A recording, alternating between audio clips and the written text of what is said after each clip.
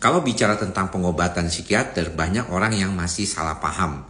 Di salah satu akun TikTok di mana saya di-mention gitu ya, banyak dikaitkan dengan bahwa jangan makan obat penenang loh, nanti bahaya gitu.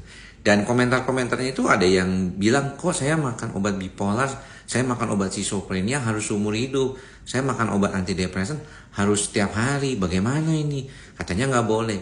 Jadi kalau saya melihat di sini banyak orang yang tidak memahami tentang pengobatan itu sendiri. Banyak kita mungkin belum paham tentang pengobatan itu, atau si pasiennya itu tidak memahami tentang pengobatannya, tapi dia udah menyimpulkan sendiri. Salah satunya antara lain adalah tentang definisi obat sendiri ya. Definisi obat antipsikotik itu bagaimana, yang disebut obat penenang itu gimana gitu ya.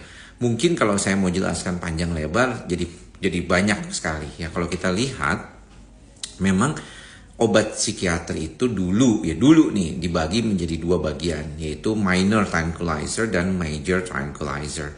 Jadi disebutnya memang obat penenang ya, tapi ada yang minor, ada yang mayor.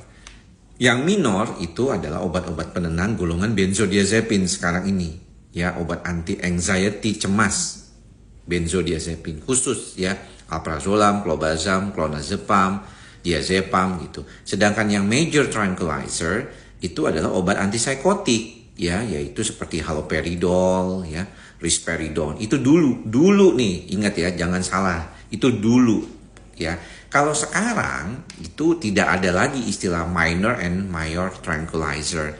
Yang ada adalah obat golongan misalnya SSRI. SSRI ini dulu dianggap sebagai obat antidepresan saja, tetapi belakangan juga di berbagai jurnal dan penelitian-penelitian yang sudah lama sebenarnya itu juga bisa membantu menyembuhkan pasien-pasien gangguan kecemasan seperti gangguan cemas panik, cemas menyeluruh, obsesif kompulsif, gangguan cemas fobia spesifik ya, itu bisa, atau post traumatic stress disorder juga bisa.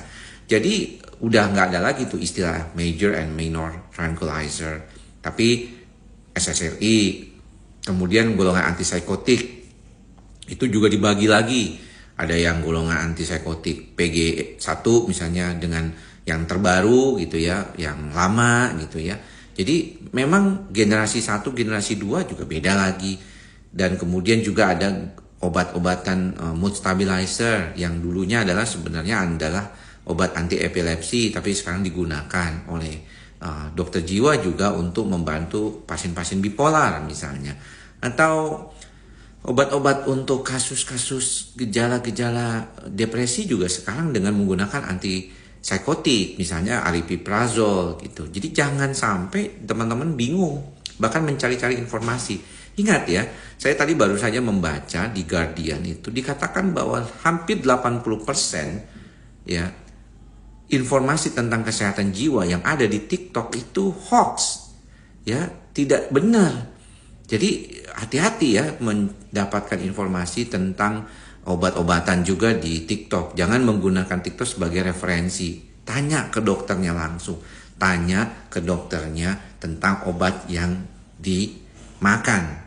Jangan terpengaruh sama orang-orang yang suka sok tahu ya, suka merasa dirinya paling pintar hanya modal ChatGPT aja gitu ya, atau modal dari googling sehingga mempengaruhi orang untuk tidak makan obat. Hati-hati penggunaan obat, tapi hati-hati juga kalau Anda menggunakan obat secara berlebihan dan salah, sehingga perlulah Anda konsultasikan dengan dokter Anda, jangan dengan yang bukan dokternya. Oke?